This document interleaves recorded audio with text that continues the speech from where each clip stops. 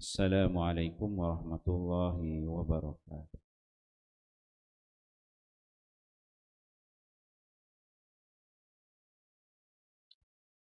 Himpunan hadis-hadis sahih keutamaan puasa dan Ramadan. Miftah Ar-Rayyan, kunci Ar-Rayyan. Hadis ke-13. An Jabir bin Abdullah radhiyallahu anhuma anna Nabi sallallahu alaihi wasallam raqal mimbar. Falamma raqad darajat al-ula qala amin. Summa raqa al-thaniyah faqala amin. Summa raqa al-thalithah faqala amin. فقالوا يا رسول الله سمعناك تقول آمين 3 مرات. قال لما رقيت الدرجة الأولى جاءني جبريل صلى الله عليه وسلم فقال شقي عبد أدرك رمضان فانسلخ منه ولم يغفر له. فقلت آمين. ثم قال شقي عبد أدرك والديه أو أحدهما فلم يدخلاه الجنة. فقلت آمين. ثم قال شقي عبد ذكرت عنده ولم يصلي عليك. فقلت آمين.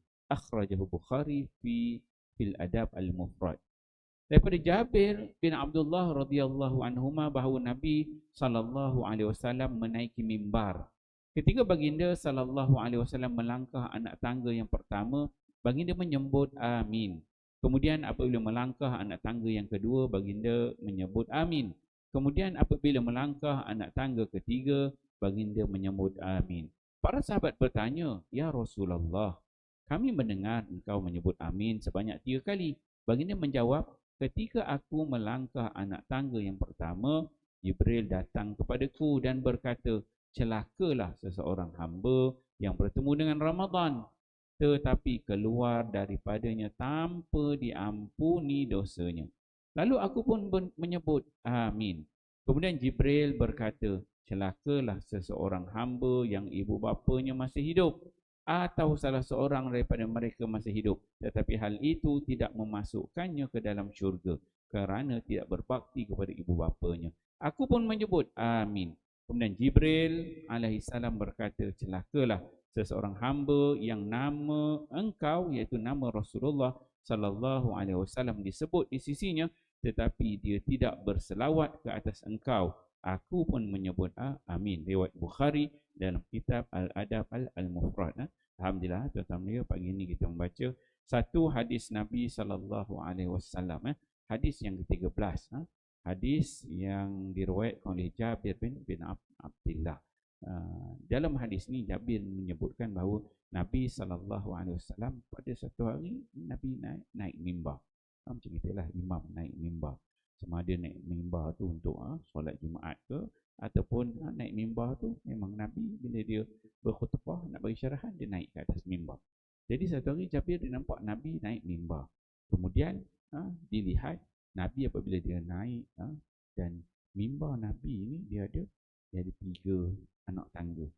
Sebab itu menjadi satu sunnah lah kalau orang dia buat masjid ataupun buat surau, dia buat mimbar. Biasanya dia akan letak 3 anak tangga lah. Ambil sunnah Nabi tu, buat lebih tak apa kan. Tapi 3 tu sunnah Nabi sallallahu alaihi wasallam. Jadi dalam hadis ni disebutkan Nabi dia naik langkah tangga yang pertama dan Nabi sebut amin. Kemudian langkah kedua amin. Sampailah yang ketiga, tangga ketiga Nabi sebut amin. Kemudian para sahabat pun jadi nampak macam, kenapa Nabi sebut amin ni? Tanyalah pada Nabi, kenapa? Maka Nabi disebut ketika mana dia naik ke atas mimbar tadi, Jibril datang kepada Nabi sallallahu alaihi wasallam dan kata Jibril, ni ada 3 perkara yang Jibril sebut. Jibril dia kata yang pertama, celakalah syaqiyah.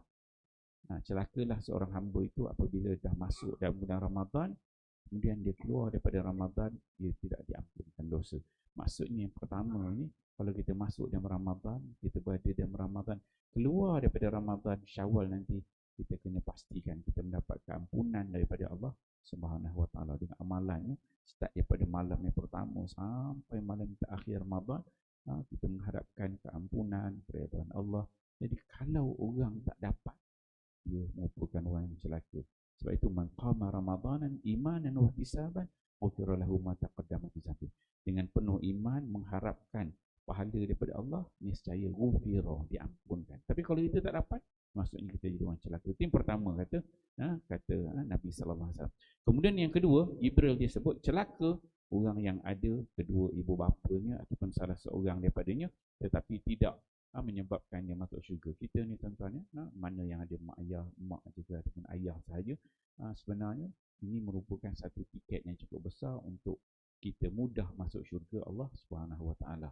Dengan bagaimana kita berbakti kepada ibu, kepada bapa kita, itu tiket yang besar. Jadi kalau ada mak ayah tapi tak dapat masuk syurga, ini merupakan satu yang celaka. Itu yang kedua.